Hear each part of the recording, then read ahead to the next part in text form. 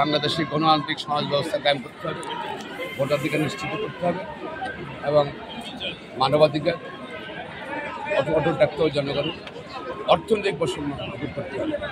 এখানে বাংলাদেশ তো একটা লুটেরাদের দেশ হয়ে গেছে।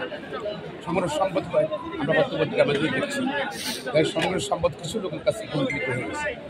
আর কোটি কোটি কোটি যুবকরা বেকার এবং গরিব বাংলাদেশে অনেক সম্পত্তি সৌরমন্নত হচ্ছে না এবং এইসব কিন্তু এই ব্যাংকগুলো খালি হয়ে গেছে, লুটপাট হয়ে গেছে।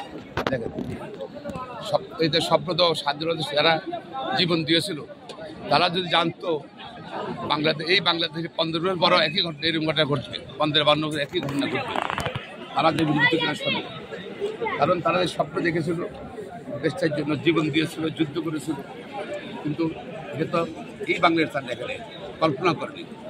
আমরা মনে করি আজকের দিনে শপথ নেওয়া উচিত আমরা যারা শহীদ হয়েছে 71-এ, তাদের স্বপ্ন গণতন্ত্র, আইনের শাসন, মানবাধিকার এবং সম্পদের সুষম বন্টন নিশ্চিত করা জাতীয় দাবি আমি মনে করি।